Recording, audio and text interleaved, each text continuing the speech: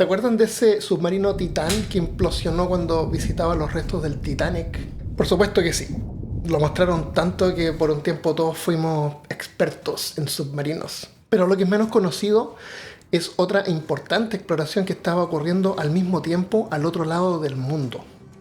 Un físico y profesor de la Universidad de Harvard exploraba el fondo marino para recolectar restos de un meteoro que provendría fuera de nuestro sistema solar.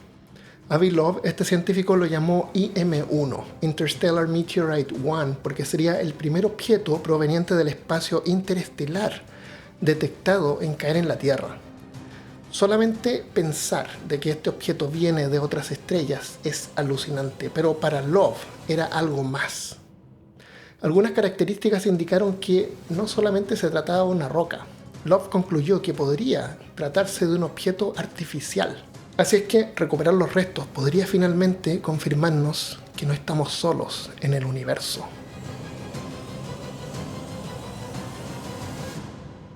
Nuestro sistema solar no es solamente el Sol, los planetas y un automóvil.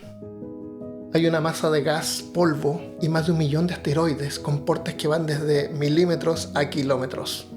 Algunos mezclados con hielo. Cuando pasan cerca del Sol se calientan y el vapor desprende una gigantesca cola de polvo, que es lo que vemos en los cometas. Toneladas de material espacial también llegan a la Tierra. La mayoría se quema en la atmósfera, los restos que llegan al suelo se llaman meteoritos. Esto no es basura espacial y estudiándolos podemos aprender más sobre la historia de nuestro Sol. Y en caso de encontrar uno que venga desde afuera del sistema solar, nos daría la oportunidad de aprender más sobre nuestra galaxia. Tal como en el caso del IM-1 que chocó en la Tierra en el 2014, el astrofísico Avi Loeb analizó 3 anomalías para llegar a la conclusión de que se trataba de tecnología artificial. Su trayectoria y velocidad indicaron que fue muy rápido para un cuerpo orbitando el Sol y podía provenir del espacio interestelar. Otra cosa inusual era su dureza. Los meteoritos generalmente explotan en la atmósfera. Los de hierro aguantan un poco más, pero según los cálculos de Loeb, IM-1 era más duro incluso que el hierro, lo que es extremadamente raro para un meteoro. Su hipótesis fue que podría tratarse de una aleación artificial, como acero inoxidable de una nave o sonda. Y finalmente estaba su composición química. Durante la expedición, Loeb analizó restos magnéticos que recolectó en la zona del impacto y encontró una aleación que no se produce de forma natural ni en la Tierra, ni tampoco en otros cuerpos del sistema solar.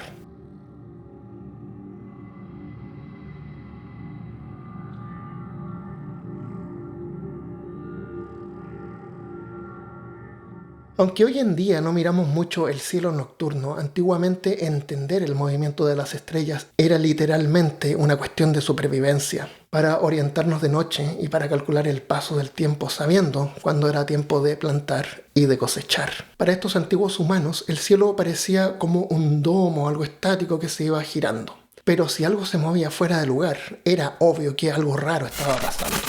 Luces como estrellas brillantes o con largas colas que aparecían y desaparecían de repente era algo totalmente antinatural y solo podría tratarse de malas noticias. Así que cualquier calamidad que ocurría le echaban la culpa al cometa. El cometa Halley en el año 1066 fue presagio de la caída del rey Harold y la conquista nómada de Inglaterra, retroactivamente por supuesto. Hoy sabemos que los cometas son pedazos de roca y hielo gigantes. El mismo Halley, el más famoso, tiene 15 kilómetros de largo y 8 de ancho. O sea, es lo suficientemente grande como para poder aterrizar en él. De hecho, eso ocurrió en el 2014, no con el Halley. Una sonda llamada Rosetta interceptó un cometa llamado 67P Churyumov-Gerasimenko. Aterrizó en la superficie y nos envió fotos. Suena simple, pero déjame poner esto en contexto a la escala que merece. Estamos hablando de una nave hecha aquí, en la Tierra, por un montón de monos, que alcanzó un cometa que estaba a 400 millones de kilómetros de la Tierra, a medio camino entre las órbitas de Marte y Júpiter, viajando a 55.000 kilómetros por hora. Cualquier comunicación por radio ahí tarda unos 22 minutos, así es que además Rosetta funcionó de forma autónoma para alinearse con el cometa que gira en tres ejes al mismo tiempo y luego soltó un lander, Philae, que aterrizó en la superficie. El resultado fue un aterrizaje histórico, y aunque el lander terminó en una grieta a la sombra, aún así logró enviar fotos y datos valiosos. Un montón de monos pueden hacer eso. Nosotros, como especie, tenemos una historia de 300.000 años, pero los avances más severos han pasado apenas en los últimos 100 a 150 años. Y me voy a poner de ejemplo. Mi padre nació en el 1911. Sí, la mitad de mi ADN tiene 115 años. Es súper raro. Pero cuando él nació, la gente todavía viajaba en barcos de vapor. El Titanic se estaba todavía construyendo y no existían aviones de pasajeros. Él llegó a trabajar vendiendo equipos electrógenos en zonas rurales, donde había gente que nunca había visto la luz eléctrica. Me contaba que les dejaba una ampolleta por la noche prendida, sin compromiso, y al día siguiente pasaba a buscar el pago, porque quedaban alucinados. Bueno, en astronomía, el objeto enviado al espacio que ha llegado más lejos en la historia es el Voyager. Y cuando yo nací, el Voyager todavía no existía. Pertenezco a una generación que creció en un mundo sin internet, sin computadoras que caben en el bolsillo. Y ahora es posible que antes de morir alcance a ver emerger el sucesor del Homo sapiens en una sola generación. Les cuento esto para que vean lo mucho que hemos logrado como especie en los últimos 100 a 200 años. O sea, ahora pueden ver que en el gran esquema tecnológico, llegar a montar una sonda en un cometa no es nada comparado con lo que seremos capaces en 100 o 1000 años más. Imagínense entonces otra inteligencia en la galaxia que ya nos lleve miles o millones de años de ventaja. En cualquier farmacia encuentras un dispensador de sondas automáticos para marcar asteroides, así como un grafiti del futuro. Así es que si el IM-1 era realmente un cuerpo celeste proveniente de otra galaxia, valía la pena investigar. Y así, con fondos privados de $1,5 millones, Avi Loeb se embarcó en una expedición hacia Papúa Nueva Guinea. Avi Loeb es el mismo científico que en el 2017 dijo que UI o Oumuamua podía tratarse también de tecnología artificial, no de un objeto natural. Oumuamua atravesó nuestro sistema solar como desde el norte y su trayectoria se curvó al ser atraído por el Sol y salió en un ángulo muy abierto, indicando que venía muy rápido. Pasó por dentro de la órbita de Mercurio y le dio un giro alrededor del Sol para salir disparado de vuelta. Pero se acercó tanto al Sol que su superficie se llegó a calentar unos 600 grados Celsius. Con eso cualquier hielo que contenga hierve violentamente saliendo disparado y creando una cola visible gigantesca. Así como los cometas, esa eyección que arrastra material hace que aceleren. Pero Oumuamua no tenía cola. Y eso fue lo que confundió a los científicos, porque al alejarse del Sol aceleró y no se sabe realmente por qué. Hay teorías, por ejemplo, un núcleo de hidrógeno congelado que hipotéticamente podría salir disparado, pero es tan ligero que no tendría fuerza para arrastrar material que podríamos ver iluminado como una cola de un cometa. Pero nunca se ha visto algo así porque al ser un gas muy ligero también se evapora muy rápido. No se mantiene en forma sólida en el espacio. Lo que Avi Loeb propuso es que el objeto en realidad podía ser muy ligero y delgado, suficiente para que la luz del Sol lo empuje. O sea, como una vela solar o los restos de una volando en el espacio. Suena sencillo, pero un objeto artificial nos obliga a asumir un montón de cosas que están muy lejos de ser sencillas como su explicación. Esto se sigue estudiando y hay otras teorías naturales más simples que explicarían Oumuamua sin tener que dar el salto a pensar en extraterrestres. Oumuamua nos pasó de largo. Por suerte, porque no fue detectado hasta que ya había pasado. Pero el objeto intergaláctico IM-1 que buscaba Loeb habría caído en el mar.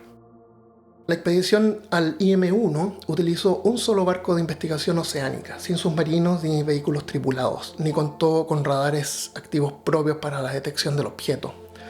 Toda la búsqueda se basó en datos previos y trabajos de superficie. La localización del área de búsqueda se determinó usando registros sísmicos y atmosféricos del día del impacto en el 2014. No en tiempo real. El barco remolcó un trineo magnético para recolectar partículas metálicas de la superficie. La navegación y el mapeo de las pasadas se realizaron con GPS y sistemas estándar de profundidad del buque, sin instrumentación especializada para distinguir material meteorítico de micrometeoritos o basura oceánica durante la recolección. Lo más interesante que se encontró, que parecía un pedazo de cable, fue anunciado como un posible material artificial extraterrestre.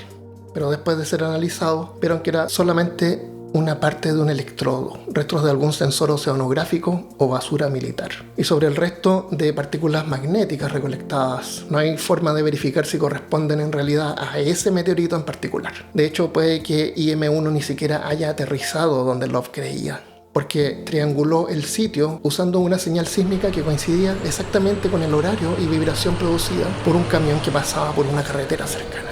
De hecho, el nombre IM-1 fue un bautizo de parte de Love, porque en realidad no se ha verificado si realmente provenía del espacio interestelar, aunque se sigue investigando. Y en parte, ¿saben? Gracias a él.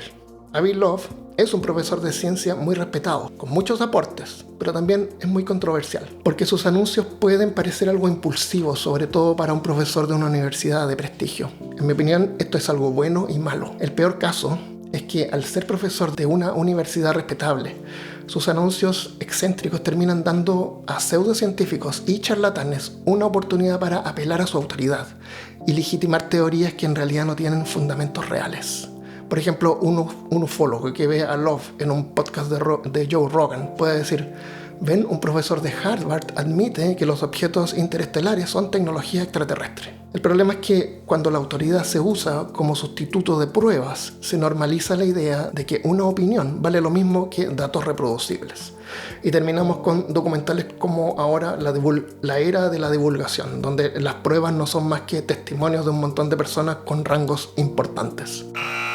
Pero por otro lado, lo positivo es que Love también está usando su autoridad como una herramienta para divulgar estas ideas que terminan invitando al diálogo, en este mismo episodio, y a explorar caminos menos tradicionales. Por ejemplo, la expedición del IM-1 no recibió fondos de la universidad ni del gobierno, que tienden a ser más conservadores con este tipo de apuestas. El financiamiento vino de un privado, un millonario dispuesto a poner el dinero sabiendo que quizás no habría ningún resultado. Pero aún así valía la pena, porque incluso una posibilidad mínima de éxito bastaba para cambiar la historia. Por eso este tipo de aportes es importante. Le da a científicos como Love la libertad de arriesgarse con la posibilidad, aunque sea mínima, de descubrir algo realmente grandioso.